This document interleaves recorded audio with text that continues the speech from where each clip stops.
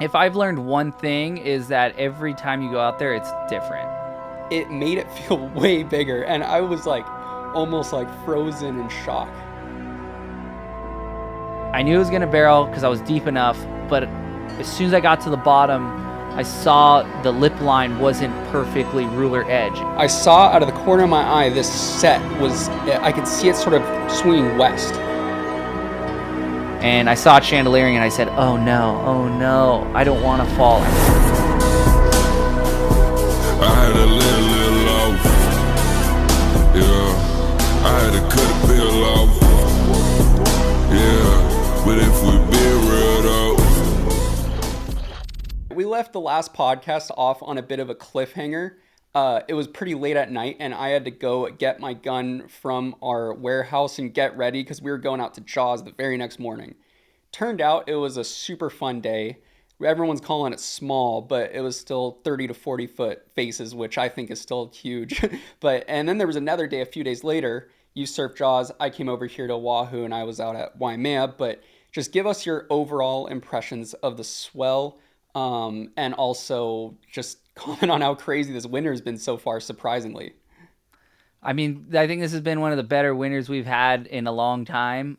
For sure, probably since before COVID. I feel like after COVID, it's been just windy and great for towing, but not as many paddle days. Not glassy.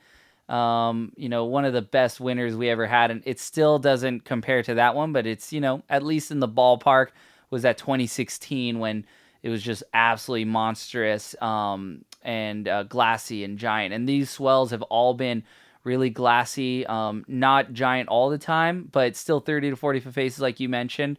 The Eddie swell, so much is still coming out of that. That same swell went to Mavericks, which, the media attached themselves to Aloe's wave, that 108 footer. But, another wave kind of came into the fold, and it's from Peahi, and it's from Benjamin Sanchez, who's a legendary big wave surfer from Europe. And he rode a wave that might be bigger than Aloe's, which is actually really Huge. surprising because Jaws, Peahi, it doesn't, while it does get taller, it goes in like these segments where it gets taller, and then the next step, it doesn't get taller necessarily, it just gets thicker and more, hollow. The back And disappears. then after it gets bigger than that, it gets tall again, and then it gets this. And everyone thought there was only a certain point where it could lift all that water and it would just be too thick and too hollow. And the wave Benjamin Sanchez caught was like top to bottom, giant barreling wave. I mean, we looked at that footage from that Eddie swell, and I don't think big waves get more perfect than that. And he actually fell on that wave, surprisingly. He fell on Jeez, yeah, I saw the video of that. possibly a world record wave. And they say you got to make it, but I don't know, he did his good job to make as much of that wave as he could. He got whipped in from the side, and it looked like whatever board he was riding, the foot strap setup, he might have been on borrowed equipment. He ended up just fading on 80, 90, 100-foot wave. That we'll see what the scientists call it. But he ended up eating it, and you think like, gosh, why did he fall there? And then you watch the wave continuously peeling. You're like, oh, I don't even know if he would have made it if he was going down the line. Like, it was, and he survived. It's so crazy. Yeah, everyone out that was out that day said it was really hard. And I think it is interesting because the numbers weren't quite as big as the previous Eddie, which that was the one I was out there for, but this swell looked much taller. And I think it's the swell was a bit more north, and that also made it so the wave wasn't doing as much of its hook, its bowl that it usually does, which in a way, from what it sounds like, made it harder because he had a ton of chop going up the face. And I think that's why we Mm, saw a ton of guys wiping out, is because the thing was more mm. bending into the channel, which it makes it so the wave doesn't stay like taut, if that makes sense. It's almost like all the other warble from the channel can make it in there. I don't know if Yeah. do you agree with that assessment? I agree. North is generally hard.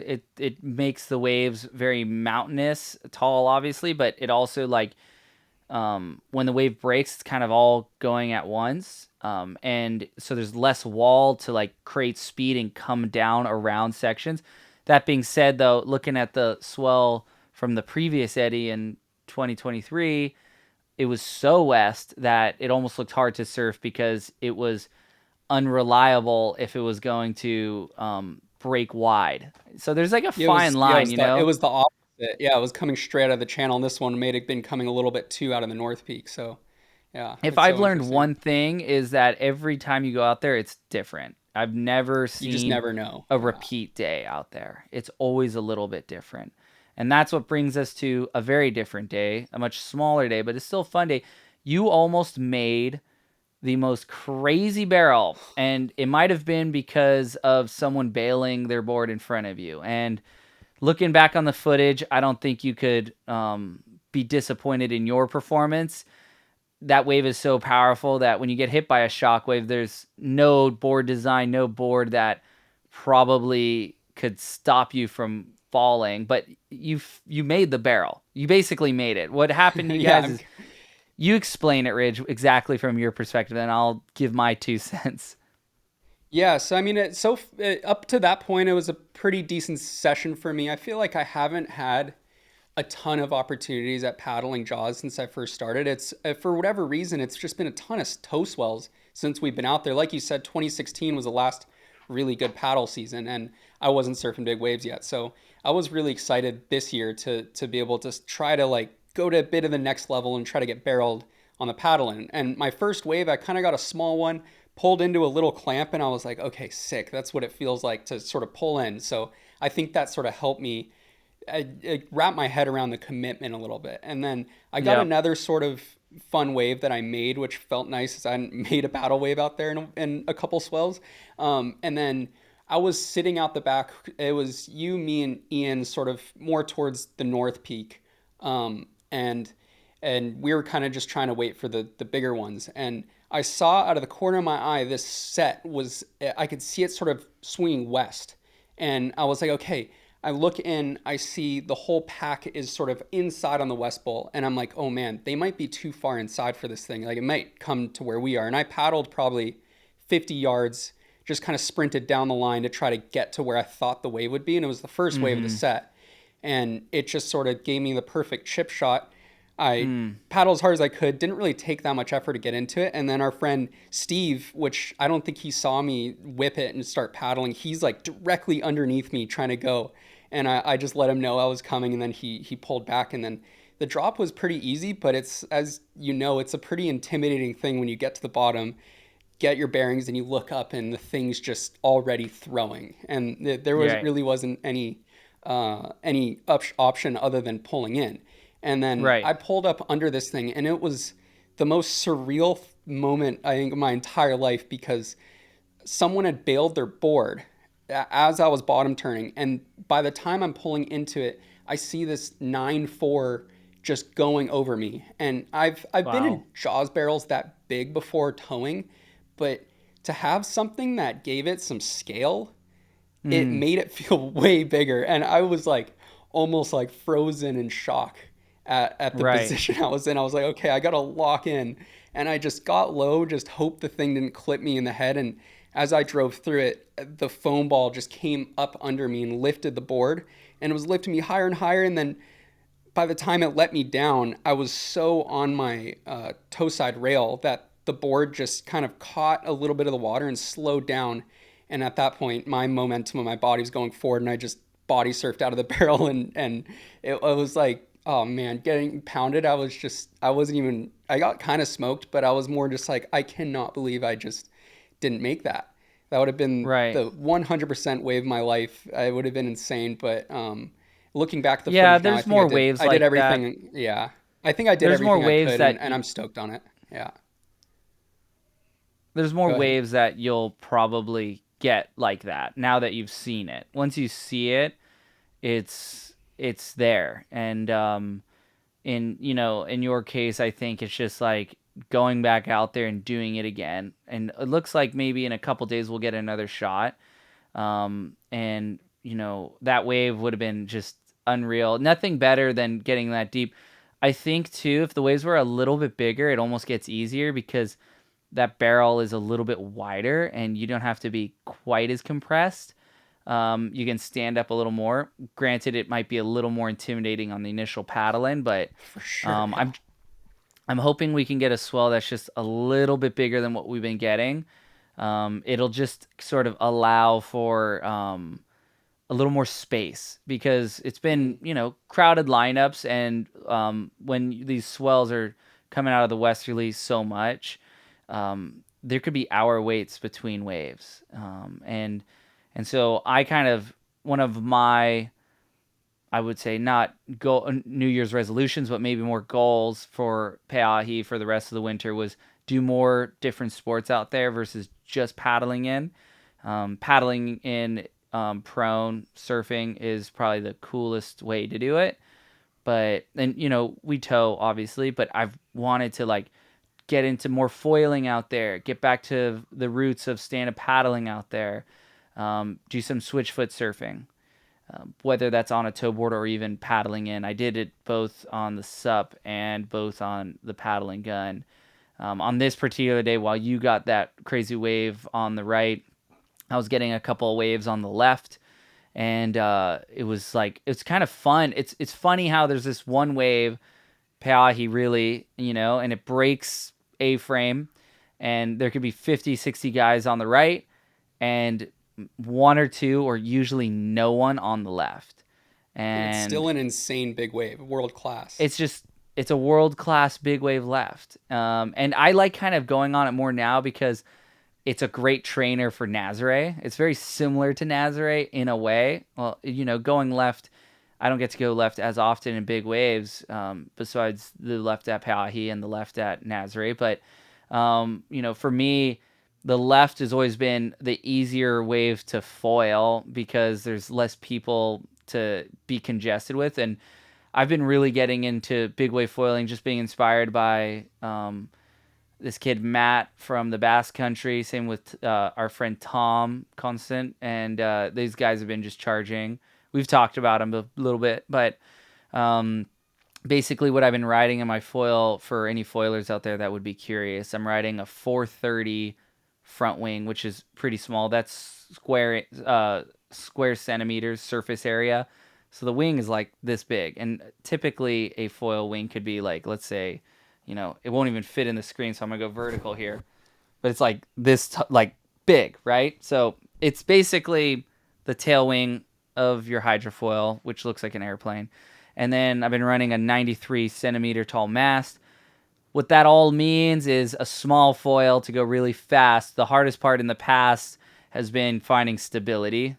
And this foil that I have is really stable. So, I mean, once you have it, you don't want to fall and lose it on the rocks. But I got a couple screamers on the foil. I got some on the right. But it was really the left where things felt like they were being unlocked a little bit. Oh, so yeah, it looked really good, and I saw it really close up and personal when we rode a wave together in the morning. That's right. You would let go from super far out, and I was like, oh, he's probably gonna be on the shoulder. I could easily ride behind him, and I'm Hmm. not sure you knew I was going because Ola like whipped me in, and right at the last second, I was super deep and caught up to you, and we were both sort of in the bowl. And I'm Well, like, dang, he's probably redlining that thing right now. in that That was pretty scenario, sick. for example, so it was so crowded that I was like, we were being hassled out the back pretty hard on tow boards. But when I think the nice thing about going on the foil was I could let go so early that anyone that wanted to tow in behind me would have to join me on a foil. And I don't think anyone wanted to be near a foil on a big wave. So I think the foil is now my great crowd equalizer, minus you because you're not afraid to go behind me on while I'm riding a foil. But Should I the be reason why I went on afraid? that the reason why I went on that wave was because I knew it was your turn, but that was the first wave of the set, and I thought the second wave of the set was gonna be bigger. So I was like, oh, I'll go on this one, and then he'll go over and he'll get the better one, bigger one, and the second one. And the second one ended up not being as good, but kind of that morning it seemed like the second wave was better. And you ended up just spinning and going on this wave behind me, getting towed in. I was already let go riding it, and I'm Yeah, I perfectly knew what fine I was with it. getting myself into. But the good news is with the foil, as long as I don't eat it in front of you, there's just no trail coming off. So I looked at the footage. I'm like, gosh, he has a perfectly clear wave in front of him. Like, there's no like weird track he has to go through or anything. So it was actually nice. I almost got to do more waves like that because that's how we can get more waves, double up when it's Yeah. really crowded. Yeah, for sure. Um, We got so close to each other. I wish I had a camera. It would have, and we got to do more of that. We've literally only gotten one wave where we truly did a good double, and that was the barrel from a couple years ago. But just having a camera right then would have been crazy. Even like a yeah, 360 should have camera. had a GoPro for Oh, sure. it's a good The lesson. Yeah, we'll next swell next week. But you know what I realized toe foiling more than ever. I mean, my mast was humming a little bit because it was too symmetrical. I needed to sand it a little more asymmetrical because when water flows around the foil section of the mast, basically if the water is meeting in one place, it creates a turbulence, and it creates a humming sound. And what you want is you want actually it to be asymmetrical, the trailing edge, because you want one side water coming off quicker than the other side.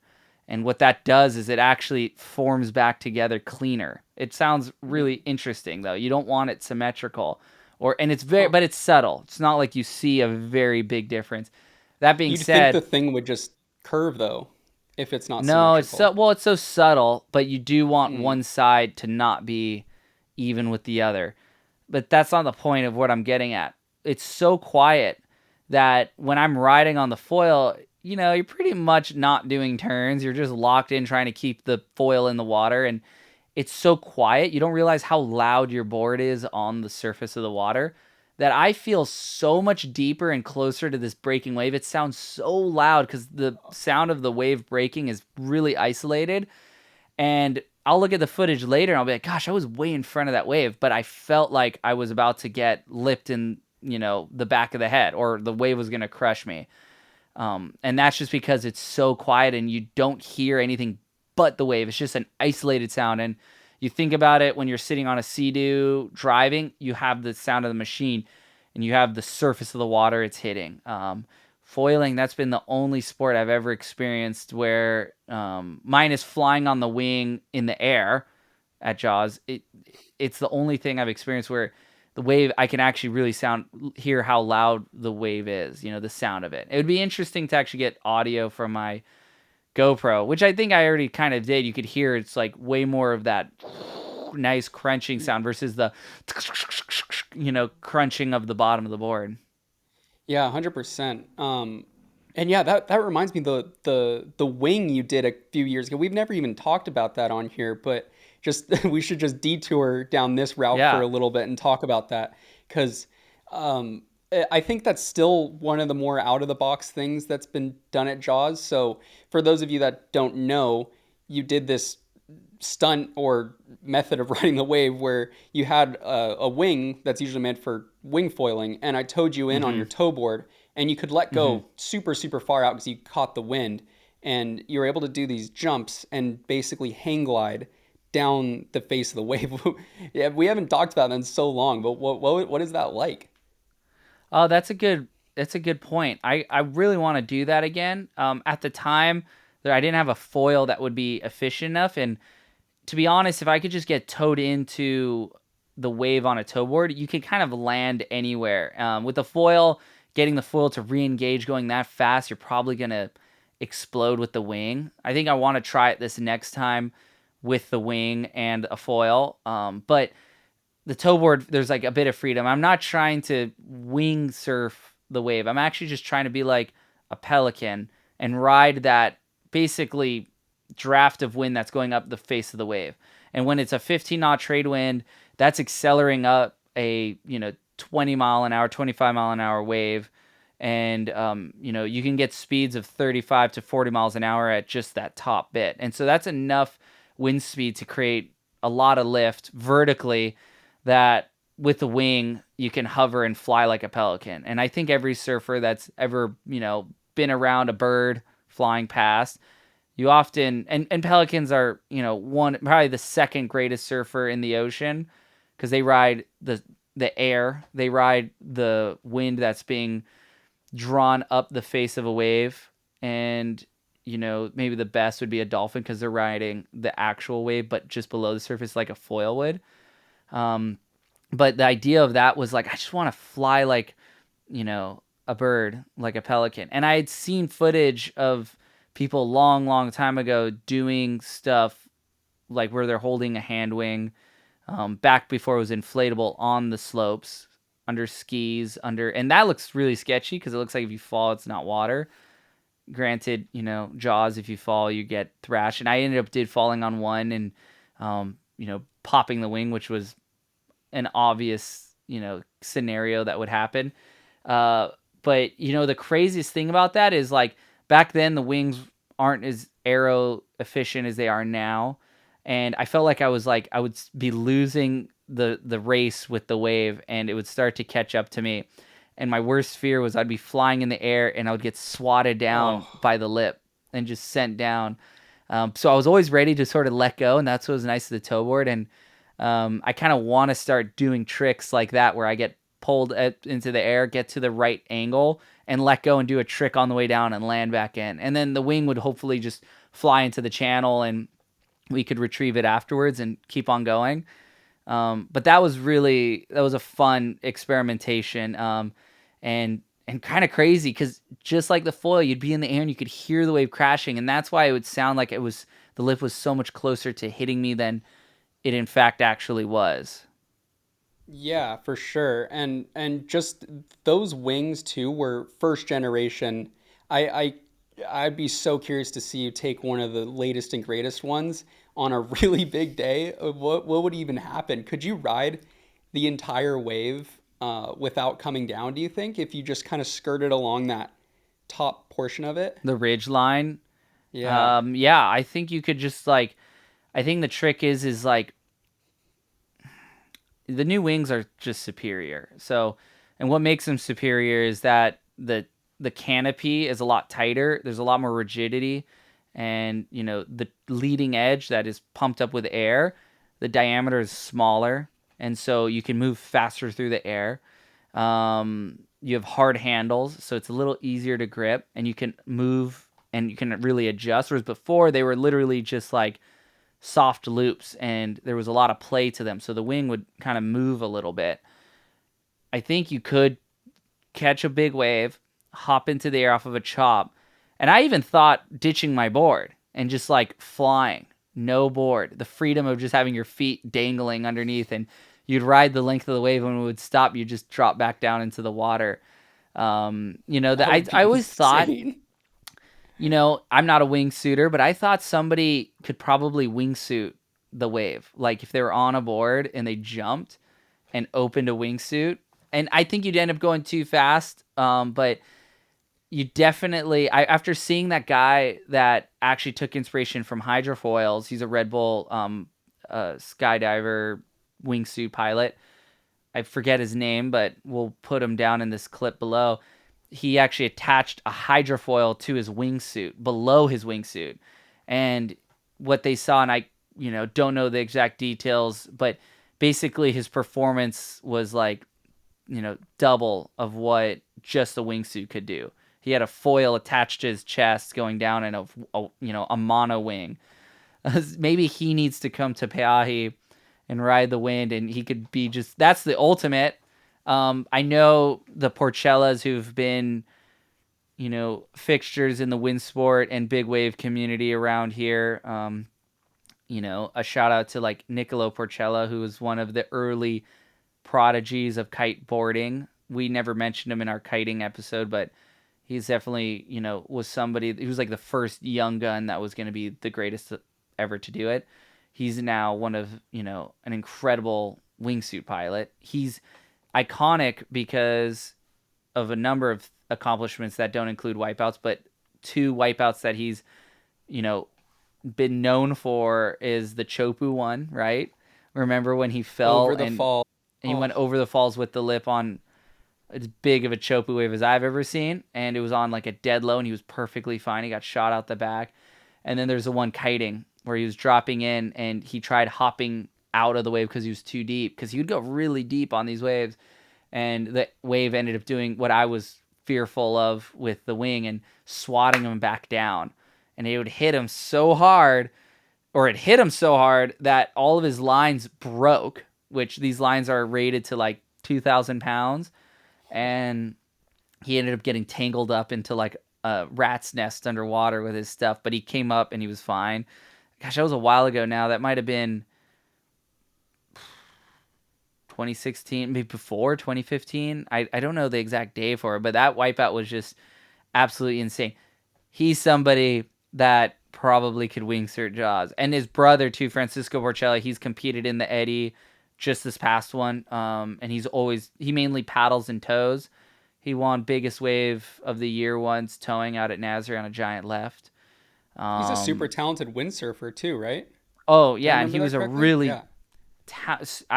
it's a bit of a shame he doesn't windsurf more. I hope he can do it more often because he was at one point one of the top young guns coming up. I would say a couple years older than I was, and he was winning windsurfing competitions and on the world tour at some select events in more of a wave riding capacity at a six style.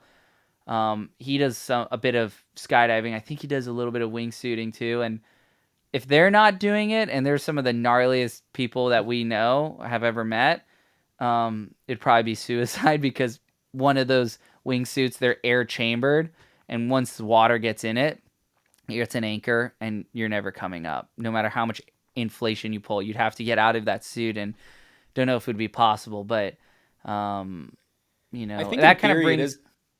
I think in theory it is possible because have you seen those wind tunnels? They have the usual ones where you could skydive Yep, in it. They have yep, one that's like a sloped surface that they practice wingsuiting in. If you think about it, it's sort yep. of the same concept, except you might get even more out of it because of the waves moving forward. But then I again, would be there'd probably curious be crazy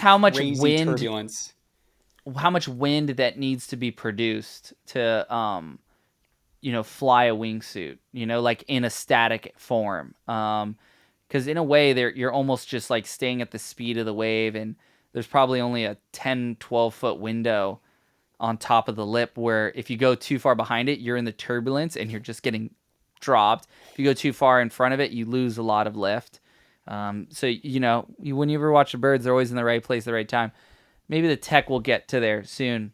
Um, but yeah, no, I just like there's still a lot to be done in the ocean sports. The hardest part is developing the equipment and having the equipment to test and ride. That takes forever. I mean, I have endless ideas of things I want to try, but getting around to doing it, and then if you try to describe it to somebody, sometimes they don't see the vision and they're like, yeah, no, and it just never happens. But it's totally out, back to it. There's this race wing that Ozone produced that is like a wingsuit where it's chambered, has air. Um, Basically, air fills up the canopy while still being inflated. That's something that I think that's the proper wing to do this on, to be able to glide and soar, and for no other reason because it's just fun, something different to do after you paddle in the morning, after you tow in, after you kite, after you windsurf, after you foil, after you ride your sup. So one of the last things you would probably do, go get a couple waves like with that thing.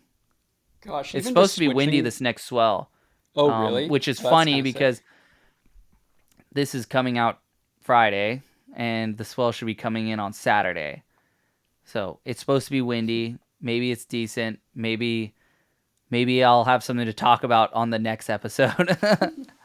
Yeah, I hope so. When I looked at the swell, it was kind of on the smaller side, but I haven't checked today or yesterday. But yeah, it's like Yeah, who do really doing knows?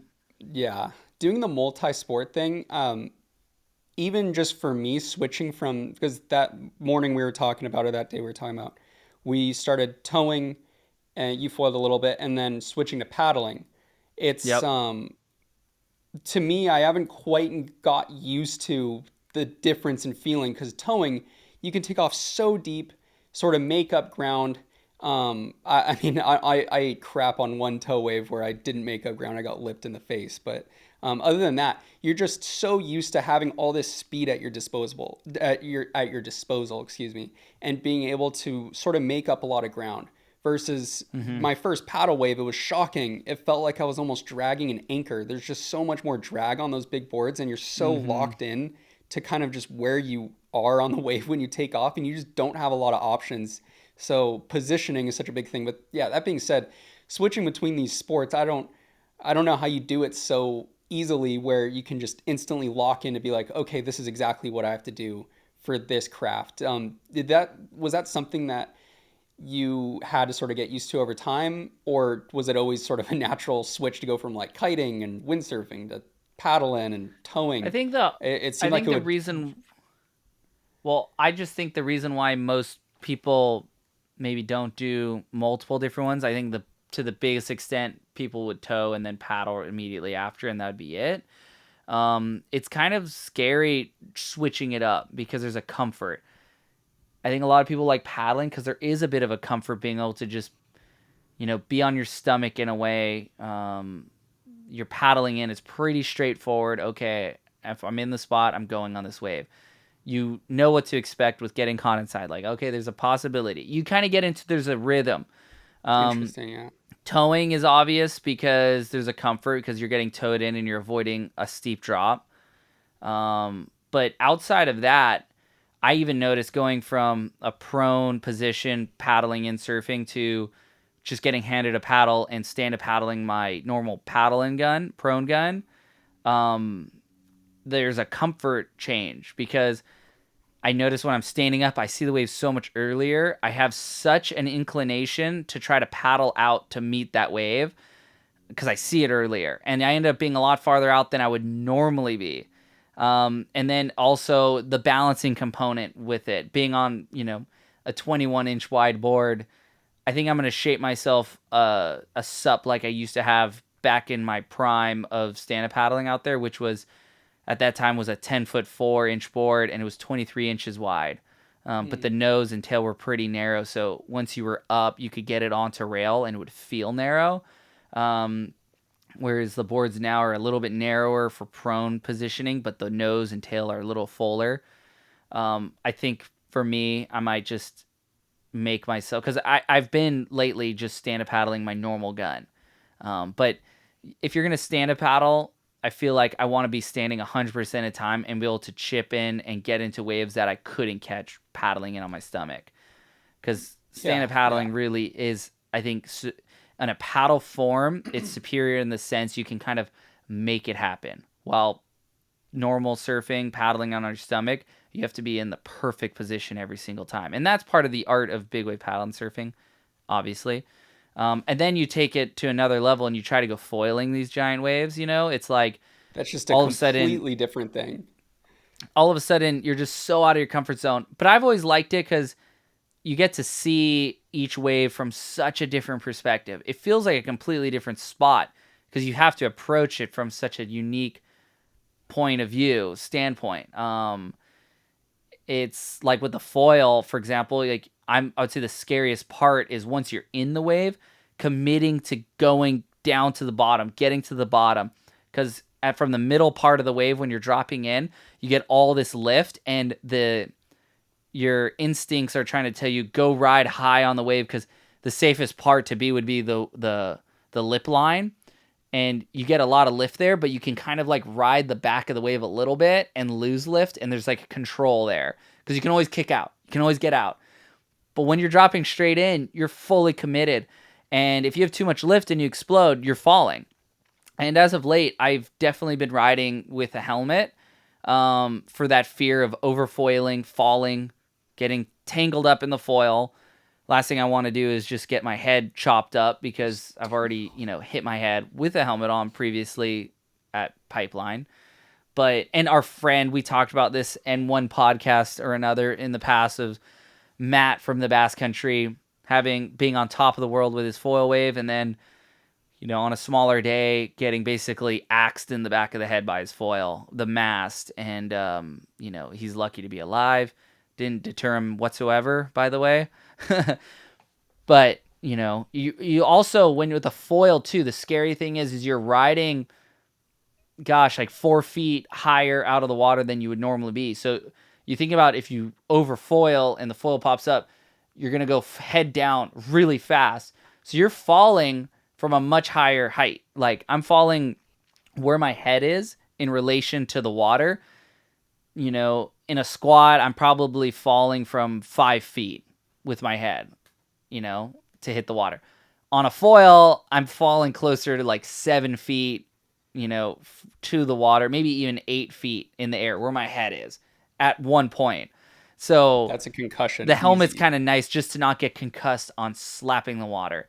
And if you're going to push the limits, it's like, okay, well, I've kind of ridden the shoulder enough. I got to start inching my way a little bit deeper and get those ones on the right. But haven't had that opportunity on the right quite yet, just because, crowds or, just timing, getting the foil waves and not getting the right yet. So ultimately, I want to get a crazy right this winter before it's over. Yeah, yeah. Gosh, just watching you on that wave that we had together, it made it seem really scary. I mean, you're going so darn fast. You can't really Did I feel you like can't really I felt like tell. you were going faster, but behind me somehow Yeah, because on the tow board. I came from super far back, and then I had a ton of speed, and there was a section that basically closed in front of me, and I just sort of bottom turned around it, and it had turned behind you. I'm almost But thinking yeah, that tow boards are faster than a foil board I think so. Yeah, on a big wave. I yeah, mean, I in the past everyone thought the foil would probably be faster, and it does feel like you're going 10 times faster than a tow board on a foil, but it's just the sensation because you have all this feedback from the foil being in the water. It's transferring from those wings to the mast to the bottom of your feet on that board, and you're feeling every turbulent, every boil, all the pressure that foil is creating, that lift. You're feeling everything. Whereas on a tow board, you're skipping and you're not feeling that really. yeah. It's I'd almost like argue that yeah, it's almost like the boards on when you're towing's barely even touching the water a lot of times. If skimming, anything, it's the yeah, past or it's the last like foot of your board is actually in contact a lot of the time versus with for sure. foiling, you have an object that you're relying on to give you sort of your stability that has to submarine through the water. Like but if you think Yeah. about it, it's amazing it can go as fast as it does by having to Well, do and that. There's a lot of force to get through that. I think honestly, maybe if I had a wing in my hand on that same foil, I could go way faster because you have some leverage to pull on. And it feels like with foiling, you need a wing or a structure to like hold on to, and you can fight the foil a little bit more because you have Yeah. downforce. It's just not your normal weight, and you're not riding the board flat. You're riding it kind of at an angle with a wing because there's like the wind is traveling across you, and so it's just there's a different positioning, and I could almost argue you could foil a bigger wave while holding on to a wing than you probably could without it in your hand as far as stability goes. Because the America's Cup boats, I mean, they're pretty much topping out at 60 miles an hour. And I would say on the foil right now, I might be going 40 miles an hour, but I don't think I'm going faster than that. I feel like I'm going fast enough to make the wave, but I'm not going. I think I remember Laird telling me when I was a kid and he was still living here on Maui that they had put a speedometer or a GPS of some sort of device onto his board, and he was doing 55 miles an hour. Now, let's say the average person's probably doing 10 miles an hour, maybe more, 15 miles an hour less than Laird was, based on the lines that he would draw, based on the weight of his board, the size of him, the size of his stance. Because remember when we were at Nazare and we were watching him foiling, he has to be going 10 miles an hour quicker than me on a foil because of his stance is, if my stance, let's say, is 24 inches wide on a foil board, his stance has to be like 34. Like it has Oh to be yeah, 10 yeah. inches wider. It's His insane. board probably weighs 30 pounds.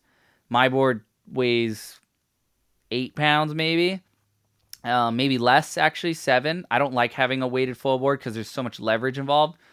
But remember when he was foiling out at Nazare, he had to have been going 50 plus miles an hour. Like, had to have. It was going faster than the ski could keep up on those waves. Yeah, no, it makes sense what you were saying about having sort of a sail or a wing or something because it generates opposing forces, right? Like you said, you can Yep. sort of leverage off of it to You just could have fight just it. your weight. It's just your weight that's sort of and your balance that's keeping this thing together. And I would imagine there's a speed limit for that. Obviously, Laird has found probably unlocked another, like you said, 10 miles an Oh, hour of it, but well, I think it's it's interesting to see where it's going to go. I think in Laird's case, it's momentum, it's weight. He's riding a similar size foil to me, and he has to weigh. If I'm 165, I could only imagine Laird must be like 215. You know, I conservative. I don't know exactly how much he weighs, but he's significantly bigger. His stance is wider. His board is 20 pounds heavier. There's the thing is with speed, weight, momentum. Funny, and it's just the fastest. I would say the reason why I never got into like let's say the Olympic kite foiling, for example, or the Olympic windsurfing foiling, is because my frame, I'm just too small. I'm 5'8", 165. You need leverage, you need weight to be fast. If I wore a weight vest, I'd be significantly faster than if I didn't wear one. And for downwind foiling, the argument could be you either want to be really light and really small, so you can go on an absurdly small foil, which would have minimal drag, or you want to be bigger because you have that momentum. Like, for example, Dave Kalama can read the ocean so darn well, and he knows it so well. He could ride a foil that should be super slow, not competitive whatsoever, because it's 2 times the size of what I'm riding, which is the lift to drag ratio. The drag harms you more than the lift that it's offering. But because he's a lot bigger, because he has more momentum, he can fight that foil and he can force it through the water to go a lot quicker. So he ends up being one of the fastest guys in the water. Yeah, yeah, it's so interesting. I'm definitely curious to see the development because it seems like you never sort of know with the foiling where it's going to go. But let's get back to so we talked about the first day. There was another swell a couple days later. You got what I think is one of the most unique barrels paddled into at Jaws. I don't know if I've ever seen it done where someone was able to punch directly through a foam ball and still make it. What was that wave like? I said, I wasn't there, but it looked pretty insane on the video. Yeah, you're on Oahu at the moment, so you were at Waimea and you got a couple good waves, right? Like 3 or 4 waves, Ridge. Yeah, it was fun to Yeah. check it out. The place is so historic. Obviously, it's much different than Jaws. I would have loved to be at Jaws, but it was Well, it yeah, was we it was really missed cool to you. check it out. Yeah. We missed you out there, but that's where you were when we were out there. I mean, the day was very similar to the day you got a barrel. I would say it was even slower though. And maybe, not as many bigger sets. And the wave I got, the barrel was sick. But it wasn't, I wouldn't say it was a particularly big Pe'ahi wave by any means, but I think I still would have been thumped by it. That barrel, for example, I remember seeing your wave, and my strategy previously was, the swell before was ride multiple sports and kind of get wave count. So I was sitting way far at the back, and I was getting a lot of waves that were, big peaks, maybe taller waves, but just not barreling because it just wasn't doing it from there that day. Really on these west swells, you have to sit way on the west bowl in order to get barreled. And I just kind of was like, okay, I want to get a barrel. I haven't gotten barrel in a couple swells, and I really want to feel that again, especially paddling, because when you paddle in, you're so in it and you're so committed that you're pulling in no matter what. If it's barreling, you're packing it. And so that particular wave that I got, it's funny because it was a board that I had just shaped with all the knowledge that I learned from the Waimea. And I took the first board that I had made that I didn't end up using at Waimea because I had ended up putting a little bit too much contour on the bottom, and it was great until I'd hit a certain speed and it would feel draggy. And while it's still faster than almost all big wave paddling guns, I could notice it, and I was like, okay, I'm going to go back onto my old faithfuls for the Eddie. But what I did learn was just how to foil my big wave gun a little bit more. The contour bottom, which was a bit inspired by my original sup guns out there, but then a lot of my sunset boards that I've been shaping lately. And the reason why I'm describing this, because without that board, if I was on any other board, I wouldn't have made that wave, because the bottom that I had on that board really allowed me to be stable and borderline on train tracks when I stepped forward. And what happened was I paddled into this wave. I knew it was going to barrel because I was deep enough, but as soon as I got to the bottom, I saw the lip line wasn't perfectly ruler edge. It had like a lot of these warbles. And usually what that means is there's chop that had traveled up the face, and that can make it flare up and give you a chandelier. And I saw it chandeliering and I said, oh no, I don't want to fall. I cannot fall because I'd caught in 2 waves before this one, and that board felt magic. I think it's my single favorite big wave gun. And right at this moment, and I just wish I had it at the Eddy. And I was like, I cannot lose this board. Because ironically, Ian Walsh just picked up his new board, or I'll go into more details on how Ian got his board and how I got my board. But the point was he had only gotten 1 wave. He went on a wave and had to jump off because the lip line wasn't perfect. He ended up breaking his brand new board that had just been finished that night. So it wasn't totally cured all the way. It was probably a little bit soft. And so in the back of my mind, I was like, I don't want to break this board. I got really sort of nervous. And when it went through, I'm just like, oh, I'm really going to muscle this through. And I got really low and I put my hands in front of me and I kind of channeled our session that we had at HT's or Lance's Right in Indonesia this summer. And I punched through and I almost fell. And the board had so much momentum and the weight, the rails, the foiling, the bottom contour, it just was so locked in. I just had to stay over my feet. And I like traveled through it. Once I was through it, I was so stoked that I like didn't fall. It kind of barreled over me again. I kind of like was still in it. And I came out and, you know, I ended up kind of like shrugging my hands to the side because I was like, I didn't fall. I didn't break my board. I was worried if I fell on that, I would break this board. And I kicked out just so stoked. And for the rest of the session, there wasn't really any other waves that were like that came in. It was a pretty rare one. A local favorite here on Maui, Coconut Willie, got a good barrel in the morning. And that was like up to that point the only good barrel that I had saw. So I was like, okay, I know it's out here. And from what I heard is my barrel was like the only other wave that came in after his that kind of barreled similar. There's always some barrels, but whether someone's on it or not, it's, you know, you kind of compare off that.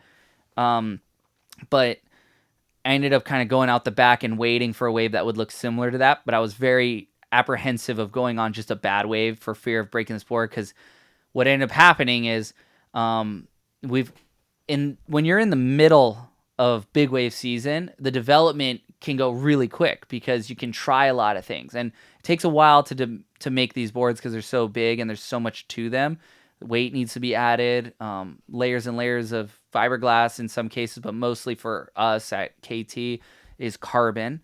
And so I made refinements to this gun that was, you know, the version 2, and I basically got it shaped, and then I asked the guys at KT Surfing to make it in 3 days. It was like one of those things, just I was like, oh, can you guys do it? And then Ian had broken his favorite gun, which was a 910 at the Eddy with a giant airdrop, and I think Mark Healy might have blown his eardrum, or one of those waves he fell on and fell it from broke the sky. That was terrifying. It was just huge and gnarly. So he broke a board in the Eddy, and his board was being processed too. And I had worked on a tow board from the previous Swell that I had learned a lot from, and I was like eager to make another one in a different construction. We had tested a construction before that has a lot of potential, but it wasn't quite it. You know, it was I can't really describe it because it's a bit of a secret at KT what it is, but it's very lively. And it's what we're going to be using in short boards mostly, but I wanted to see if it could work on a big wave. And so they had a tow board to make for me, a big wave gun, a 9.6, and then for Ian, a 9.10. And they had 3 days to do those 3 boards. And they love doing it, even though it's extremely stressful, because them as board builders, they want to push the limits and they want to see. And I think everyone on the team understands that there's just such a short window that once it's summertime and the big waves are gone, you can make big wave boards, but you're not sure how they're going to work. And we want to get it develop and R&D as far as we can before there's no longer the ability to do so. And so it was pretty rad. You know, the guys did an incredible job. Basically, the sander, our friend Nick, he finished at 1 or 2 a.m. I woke up at 4 a.m., 4:30, got there. Our friend Otis Buckingham, who's this young gun, possibly, in the running for a wing foil world championship this year against his best friend who won the world championship this year, Cash, for Zola. Anyway, he came up with me as well, and I padded up. I padded up Ian's board, stickered his board, my board, No stickered it, way. padded it, and then padded and stickered my towing board, threw it all into my truck, drove to the harbor, launched, and we were at Jaws at first light, and we were towing, and the sun wasn't even up. And so That's it crazy. was, but the best thing is what I discovered, it was like that gun was absolutely magic. It's like, I'm scared to use it, but I know it's curing, and I'm already going to make some different sizes of that exact shape, with my eyes kind of transfixed on hopefully if the Eddy runs in this new season, this upcoming winter, after this one. But, the toe board the gun was so nailed. It was so perfect. There's nothing that I would want to change right now. The toe board was very close. And so those poor guys, I'm like, hey, can we make another toe board? I mean, the resin was still like not fully cured. It was completely soft. Nick was telling me when he was sanding the board, it was gumming up. And that's because, a 5-to-1 resin ratio on epoxy. It takes a lot longer to dry. But man, they're curing now. And the board did feel really good. But I'm really excited to this upcoming week shaping another toe board, because the ultimate goal with towing is obviously you want to get the biggest, best barrels, and paddling the whole goal is just to get barreled. Really, you're not turning that much, even though this new board can turn quite well. But on this new toe board, you want to be able to go vertical and pivot and hit the lip, like performance surfing. We have so little tail rocker on toe boards, and everyone's similar. He's like, that feeling, Ridge, when you're bottom turning and you're fighting, you're looking at the lip and you can't quite get there, and you end up having to just down carve it because it Yeah, doesn't yeah. have the radius. But if you have too much of rockered of a board, traditionally it would feel slow and you'd skip out and it'd feel sketchy. But the bottom contour I've been doing, I've been able to push the limits. I'm already way above on rocker over the whole course of that board, but this bottom contour is really allowing me to get away with it, because it's so darn drivey. So it's kind of like opposing forces a little bit, but very close to having a board that just kind of like can do whatever you want. So we'll see this next Yeah, and swell. Hopefully it can be that's done by next Saturday. yeah, and that's exciting for the rest of us on the KT team, because we get to sort of get that trickle down from all the hard work you do, and we end up being on better and better boards. And that's the thing. I still am shocked on how big of leaps uh, the board design's taken from my old gun. My old 9.4 was great, but just hopping on the new ones, and people. It was so funny the last couple swells over here at Wyman, also at Jaws. People look at my board and they're like, "What is that thing?" Because I have the sparkles on it, the glitter, and you Well, can and really your see the board's defined all, contours. it's like gold That carbon, and so yeah, you can see that nose. And even when we were in the lineup the other day when you got your really good barrel, people were like, what is that thing? And it's like the same shape as mine or Ian's, but ours are kind of like a matted look. He has like that softer blue, baby blue, almost turquoise. Mine, have been like a white nose blending into blue or just a dark blue, so it almost masks it almost it, but masks your it. board Yeah. just pops. You could see it. It looks Formula One. Yeah, almost. It felt like most of the people in the lineup were looking at it and they're like, couldn't make heads or tails of it. It was pretty cool to see sort of the live reactions to how far you guys have pushed these boards. And at Waimea, I rode a 8.8 and I felt like that thing was paddling like a 9.2. You just get into Totally. anything on it and it goes so fast. It was, Well, we have yeah, the it's pretty difference sick. between the difference. I would say the largest difference on like a visual thing is the nose, right? We have that arrow nose, and it's like And a the lot of thickest part of the. big beefy nose too. Yeah. Right, right. And so the board just looks completely untraditional and like it shouldn't work, but based on, the sup race boards from back in the day, and then the aerodynamics of a foil, those two things have influenced those big wave guns. And I don't think I could ever go back to not having those, just with the advantage it gives you. And, there's really no negative to it that I've discovered. It's been so good that even one of the greatest to ever do it, Ian Walsh, is fully committed to that nose design. As am I, as is you. Anyone that I think gets on a KT usually ends up staying on the KT. You can never go back after that. But it's crazy But, yeah. because I'm pretty sure with this new one, this design, and it's funny because I was at a point maybe 2 years ago where that shape you have now, I was like, gosh, I don't know what I would change. Like, it seems perfect. Like, there's nothing I would change. And I've always had ideas in the back of my head, just not knowing if it would actually work. And now getting on it, I was like, dear goodness, like, how does it get better? And maybe it's a feeling. I'm not sure if other people would necessarily like it. I think they would, but we've had some major breakthroughs on construction too. Our guy up at KT, Storm, he's been building carbon boards close to 40 years now. And from world champions in windsurfing to all sorts of different sports.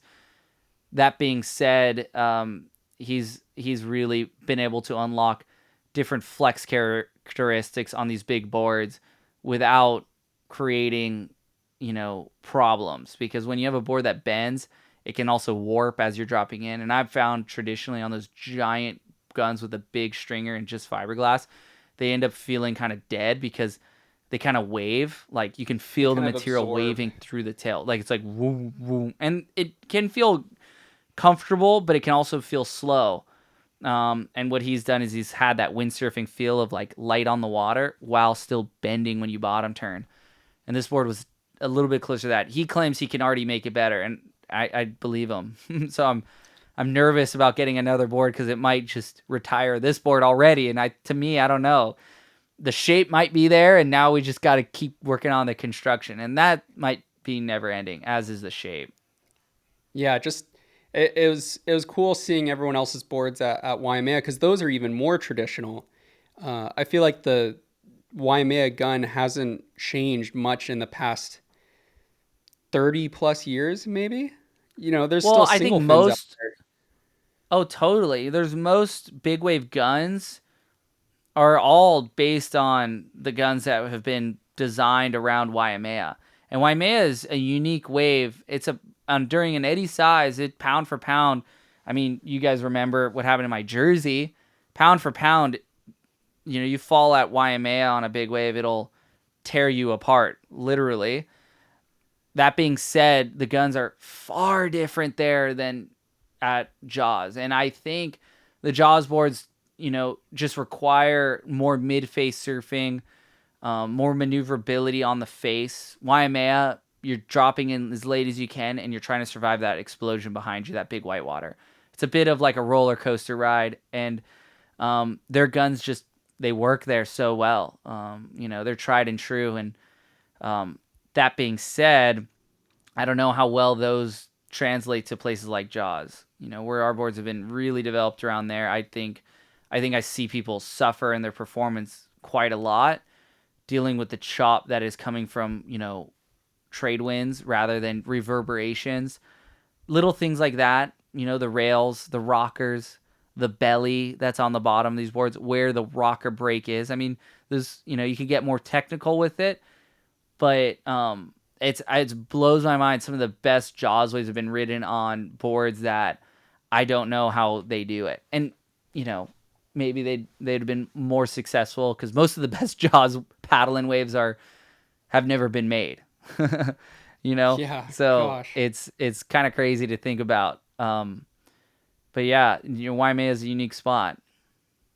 Yeah, for sure. And then too, before we wrap up, we should also touch on the horrific fires in LA. It's That's been pretty crazy. scary to watch because it's eerily similar to what we experienced on Maui. It's Just almost everything that's identical. going on. Yeah, I it's think wild. seeing the Los Angeles fires, that looks like Lahaina. Same thing, wind. I think in this case, they're saying it's probably arson that caused it. If you look at the satellite video, you could see 3 separate fires being started simultaneously, which is pretty unique and rare. And we won't totally know what has caused these fires, obviously. Like, we're no more in the know as anyone else, but it looks just like the Lahaina fires. And, hopefully less people pass away. I think there's a lot more access roads where there's a lot more streets that you can, evacuate from. It seems like the state, the city is making the same mistakes or had made the same mistakes with negligence as they did here in Lahaina. And over here, it was pretty much, there's conspiracies around what happened, but what we know being on the ground is it was downed power lines from really strong winds, power running through Still them. energized, yeah. Yep. And then that, basically land that had gone fallow, untaken care of, no fire breaks. Previously in Hawaii, when it was more of an agricultural giant with sugarcane, it was very well maintained. The sugarcane mill, the plantations had their own fire department. They had their own water source, which is controversial in its own way. It also had many fire breaks, and it was all very maintained, so they could control a burn. And that's why none of the towns over here or anywhere ever went down. But clearing a forest, doing even controlled burns in a dry, arid place like Southern California can be quite dry most of the year. It's just, I think, the nature of the beast of that area. And then more and more development and houses being built in those wild areas. It's like not just in the metropolitan area, but up on the hills. And if I'm seeing some of friends, surfers, maybe not having to take jet skis and boats to get supplies in, but they're doing a similar thing. And the biggest thing is trying to get help to the people that need it, because it's not only celebrities, right, that lives up in those hills, but it's people that have had generational homes that have been there for 50 years or more. And I feel for them, because the destruction, it's like insane. It's probably 5 times as big as Lahaina, maybe more, and it's still going on right now. So when this episode comes out, hopefully they have the fires under control and more information's out there. But all I know is, like, from my experience, I think it is pretty important to hold the people in charge accountable, because it's like, well, we learned our lesson. And it's kind of similar to here a little bit. It's like nothing's going to change if people don't have the fear of having responsibility over it. And in this case, like, there needs to be responsibility, because no one needs, not to get into politics on this, but you shouldn't want to be a public servant for your whole life. You only want to serve and then hopefully get out and have done a good job. And, there's a lot, I think, going wrong over there, but I think people are waking up to the fact that things need to change in the future. And hopefully this is a real eye opener. I thought Lahaina would be a big eye opener, but, just like here in Hawaii, we never thought something like that could come to your own back door. And I don't think any of those people in Los Angeles, even though they've dealt with big fires, a fire of this scale through these houses that big, like Malibu's sometimes always burning and places like that, but this is on a different level. Yeah, it's absolutely incomprehensible. Just the footage of the aftermath of it. It's pretty hard to see, and we have friends that had houses there, so it's almost like we're just as close to this one too, as we had friends that had houses that burned down Lahaina too. Obviously, it's different when it's on your home island, but we can really identify with what's going on over there. So yeah, Actually, our what was that? Milton, Yeah, right? yeah, So yeah. Milton, tell us about Milton, because he's over here. He comes and does water safety for us out of Jaws for many years. We've known him forever, but he, in his spare time, flies helicopters and drops water on giant fires across North America, from the U.S. up to Canada. And he was there. Yeah, no, he's Wow. there right now fighting the fire. Wow. But I mean, yeah, Wow, good on him. tell us about an Milton. absolute He's just the legend. man. Yeah, I mean, Milton has every time you talk to him, I feel like you're shocked by the crazy story he's telling you. He's out there at Jaws helping with rescue and everything, and then his main job is he flies these helicopters and puts out the world's biggest fires. It's crazy, all around superhero, I'd say. Yeah, Milton is probably one of the most humble, soulful Hawaiians that I know, and we've had the privilege of knowing him and him being on our team water safety, one of our guardian angels for sure. Such a sweet man, and he's just so gnarly at the same time because he'll just go post up in the middle of America and go fight fires that no one's even talking about on the news with his helicopter, dropping buckets and buckets of water. And he's just an incredible person. And I want to touch base with him when this all settles and he has a spare minute and see what his perspective is on it, because he's in it right now. And it's crazy that one of our team members is able to like make a difference beyond just the lineup at Jaws and at another fire, because he actually flew back to help with the Lahaina fires here, and he even to the very end was moving debris and driving these massive trucks, from helping put fires out in the helicopter to actually driving the rubble and taking it to the place where they're dumping it, for the time being. So he's a unsung hero like many are, and I think a lot of heroes are going to come out of this, and hopefully they're recognized for what they contribute to something that's just shouldn't happen. Things can happen, but on a scale like this, it shouldn't happen like this. Just like Lahaina shouldn't have happened. And you think Lahaina would be the warning shot, but maybe this one will be the one that finally like wakes up other places to. Maybe we should look at our infrastructure. Maybe we should look at our fire hydrants. Maybe we should look at our forests. Maybe we should make fire breaks. Maybe we should simulate what could possibly happen in our own backyard. I think if every county did that, it'd probably be a wise move, because no one's immune, obviously. You have some of the most, the biggest celebrities in the world that lost their homes, obviously with other people. And a place like Lahaina, it's Disneyland, it's fairyland out here for most. It's a tourist destination. Places like this, nothing bad ever happens, right? Or that's the thought process. So I'll leave it at that. And I think another shout out to Luca Padua, was Alo's tow partner out at Mavericks, got him that 100-foot wave. He's actually now down there, I think, assisting the best as he can. I think he's not a firefighter himself, but there's a lot of surfers, big wave riders that are firefighters in LA County, and they're doing what they can to help. It's pretty cool that people in our own little world are able to actually help out and not just do this fun thing that we call surfing.